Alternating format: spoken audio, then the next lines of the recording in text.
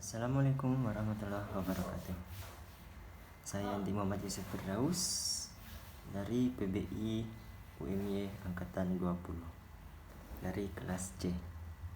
Di sini saya akan membawakan atau mempresentasikan 6 kajian yang telah saya ikuti.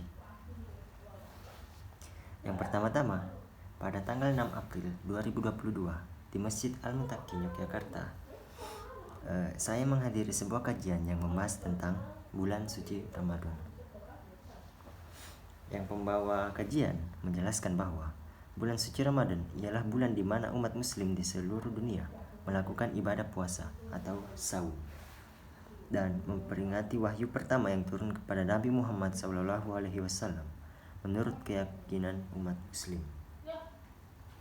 Puasa Ramadan juga merupakan salah satu dari rukun Islam. Dan juga bulan Ramadan akan berlangsung selama 29-30 hari berdasarkan pengamatan hilal menurut beberapa aturan yang tertulis dalam hadis. Beliau juga menjelaskan bahwa menurut syariat Islam, puasa Ramadan hukumnya fardu atau diwajibkan untuk muslim dewasa, kecuali kepada muslim yang mengalami halangan untuk melakukannya seperti sakit, dalam perjalanan, sudah tua, hamil, menyusui, diabetes, atau sedang mengalami menstruasi, dan lain sebagainya. Selama berpuasa, dari pagi hingga petang, umat muslim juga dilarang untuk mengonsumsi makanan atau minuman, termasuk merokok juga. Apapun yang berhubungan dengan seksual juga itu dilarang. Selain itu, mereka diperintahkan untuk menghindari perbuatan dosa untuk menyempurnakan pahala puasa, seperti berkata hal-hal yang buruk atau menghina atau bercanda secara kelewatan bersama teman. Dan beliau juga menjelaskan bahwa akhir dari bulan Ramadan dirayakan dengan sukacita oleh seluruh muslim di seluruh dunia. Pada malam 1 Syawal atau disebut malam takbiran, itu umat-umat muslim bergembiralah seluruh dunia karena wah besok lebaran nih gitu. Walaupun ada juga yang mungkin merasa sedih karena wah bulan suci Ramadan udah berakhir nih, seperti itu.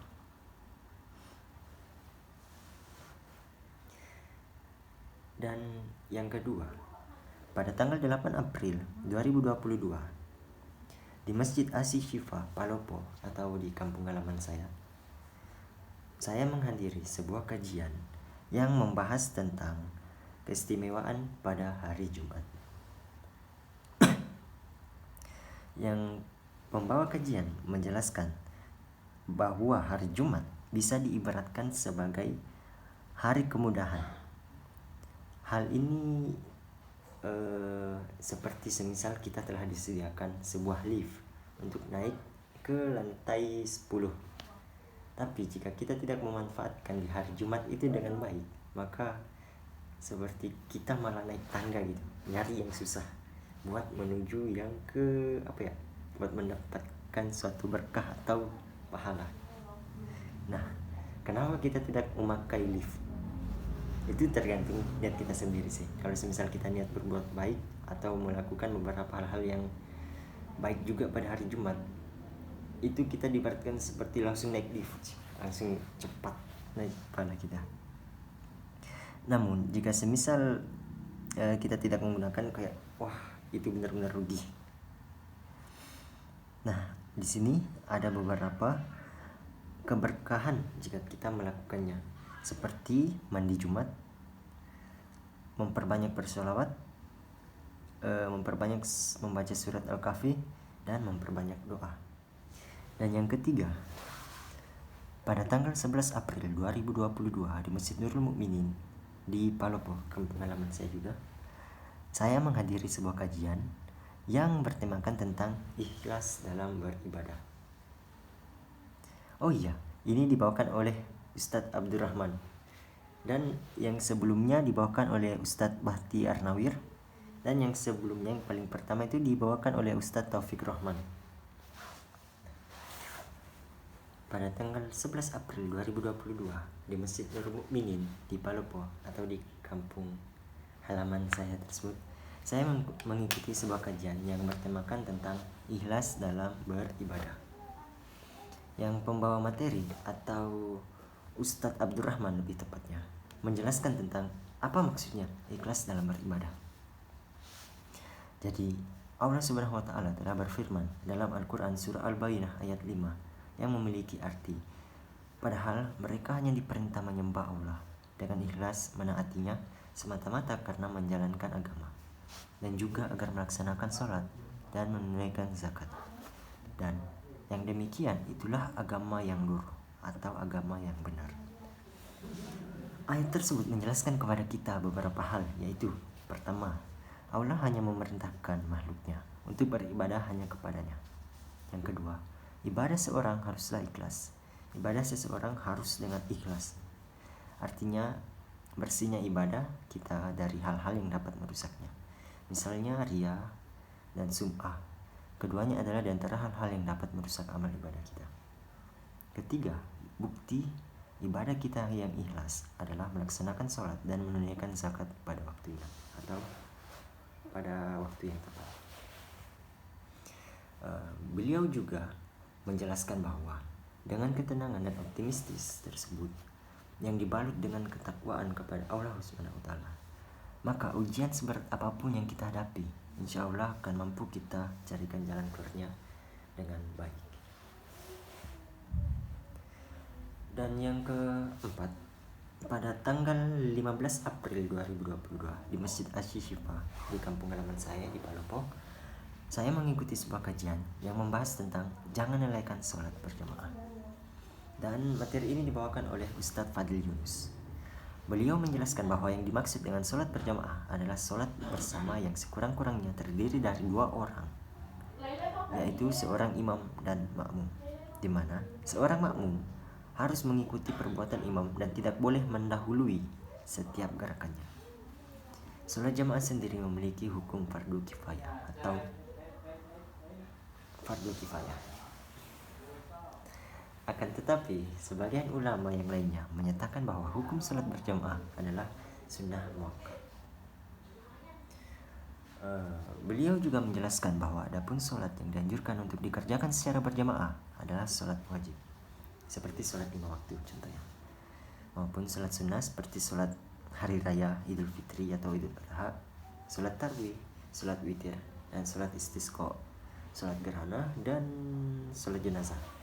Dan yang kelima, pada tanggal 16 April 2022 di Masjid Jami Tua Palopo, saya mengikuti sebuah kajian yang membahas tentang keutamaan malam Lailatul Qadar.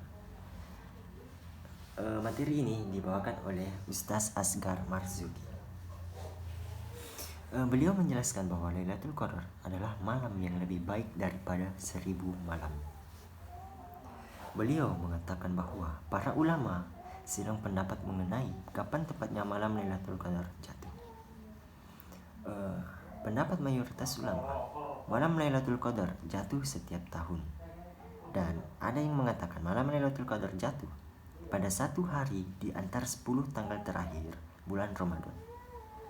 Ada pendapat lain yang mengatakan satu hari di antara 10 awal bulan Ramadan. Dan ada juga yang mengatakan hanya jatuh pada malam-malam yang ganjil saja.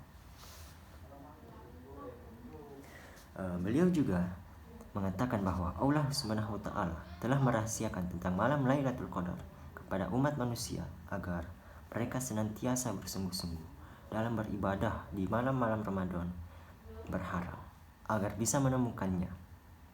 Seperti halnya Allah Subhanahu wa taala merahasiakan salat al-Musa, merahasiakan Ismul A'zam, merahasiakan waktu mustajab di hari Jumat, merahasiakan kemarahannya dalam entah bentuk kemaksiatan apa, merahasiakan keriduannya entah dalam bentuk ketaatan apa, dan seperti halnya pula Allah Subhanahu wa taala merahasiakan kapankah jatuhnya hari kiamat. Semua itu semata-mata karena rahmatnya dan hikmahnya. Dan yang terakhir, pada tanggal 21 April 2022 di Masjid Asy-Syifa Palopo, saya mengikuti sebuah kajian yang membahas tentang sholat tarawih di bulan suci Ramadan. Tema ini dibawakan oleh Ustadz Irfan Dan beliau menjelaskan bahwa sholat tarawih merupakan salah satu ibadah yang istimewa lantaran hanya bisa dikerjakan di bulan Ramadan saja. Beliau juga menjelaskan bahwa sholat tarawih tersebut dianjurkan oleh Rasulullah SAW dalam sebuah hadis riwayat. Barang siapa ibadah tarawih di bulan Ramadan seraya beriman dan ikhlas, maka diampuni dosa yang telah lampau. Hadis riwayat Bukhari Muslim. Kemudian beliau menyebutkan bahwa keutamaan sholat tarawih bagi yang melakukannya, yaitu yang pertama, dosa-dosa diampuni. Yang kedua, setara dengan qiyamul lail jika berjamaah. Yang ketiga, menguatkan tali silaturahmi. Dan yang keempat, meningkatkan kesehatan jiwa dan raga. Kemudian beliau menjelaskan bahwa sholat tarawih bisa dikerjakan sendirian ataupun berjamaah di rumah maupun di masjid. Namun, diutamakan untuk ditunaikan secara berjamaah guna meningkatkan silaturahmi dan pahala yang berlipat-lipat. Seperti pada hadis Rasulullah SAW, sholat berjamaah lebih utama dibandingkan sholat sendirian dengan 27 derajat. Hadis riwayat Bukhari. Itulah penjelasan dari 6 kajian yang telah saya ikuti. Kurang lebihnya atau salah katanya mohon dimaafkan. Wassalamualaikum warahmatullahi wabarakatuh.